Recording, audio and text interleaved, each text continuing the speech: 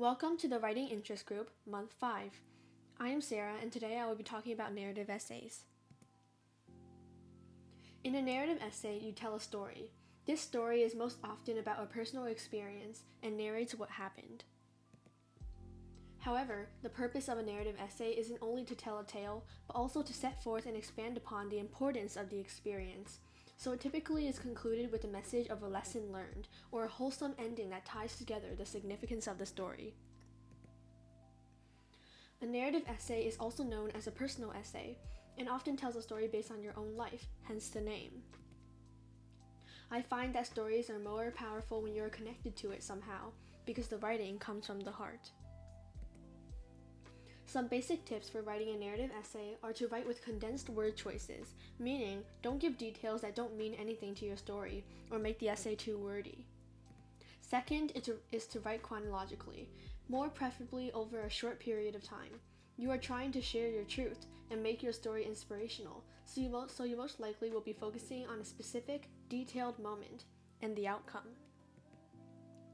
Remember that a narrative essay has all the elements a story would: characters, setting, conflict, etc., which you should give some thought and plan ahead before writing. You should begin with a sort of introduction, setting the foundation for the story and providing a main idea, tell the story, and then write a conclusion containing a reflection or a lesson learned statement that sums up the purpose of your story.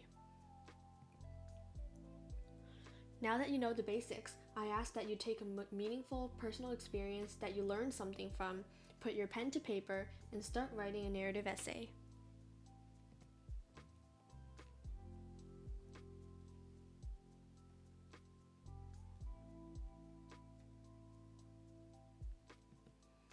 Here is an excerpt from an example I wrote based on my experience when I moved to a new country when I was younger. When you start again. From the outside, the white building with second-floor windows that stare at you like eyes looked the same. The grass of the lawn was a waning green, some plants and weeds scattered here and there, stones tumbling down a sharp decline to the field that stretched beyond the back garden. That field, in the winter, gets piled up with snow, and the children would tug out their sleds from garages and go soaring down the hill, laughter chasing the pine needles picked up and tossed around by the wind.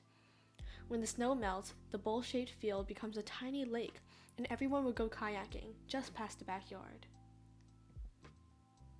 At least, it would be a normal day if the house wasn't bare. Inside, boxes sat desolate on the vacant wooden tiles, the large welcome mat that previously covered the cold floor already rolled up somewhere, collecting dust.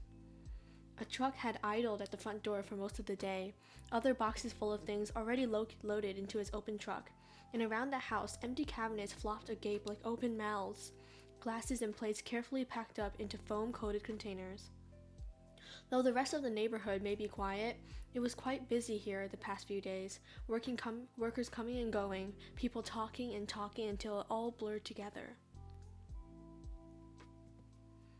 A young girl was tucked into a sleeping bag, knees curled up and a stuffed animal huddled within the circle of her arms.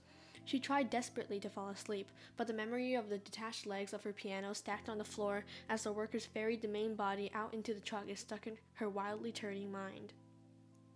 It came suddenly, that week after second grade ended, and her mother walked into her room and told her about a new world and new friends and new school and new life and change. But the girl didn't want change. She loved the small pond a few blocks away with the ducks that will always eat the bread you feed them. She loved the small trail through the forest next to the pond, where if you listened closely enough, you could hear the quiet bird song on sunny days. She loved the field past her backyard where you could fly kites, long ribbons dangling like the tail of a phoenix. The young girl's life was quite full for a second grader, a tomb of memories and joy that she wasn't ready to lock the door.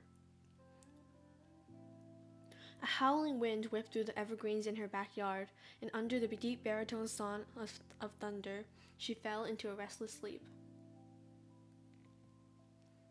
She's older now, no longer a little girl battling large changes.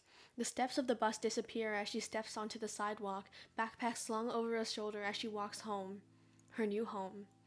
There are new friends in a new school, but it isn't always the case that the lone cuckoo bird in a robin's nest meets a harsh end. Sometimes people grow to accommodate a new presence, and soon that soul just becomes a new part of life's ever-changing sea. Life always brings us speeding cars, unknown corners, and sudden turns, and this great change for the little girl may be a way to learn which of her tires are deflated and to stand them back up again. Changing is hard for everyone, like opening a door and not knowing where it leads. But perhaps stepping through that door wipes off your slate to make room for a new story to write. Perhaps the next chapter of your life can't start if you're too afraid to turn the page. Perhaps you become someone better, more wise, and stronger when you start again.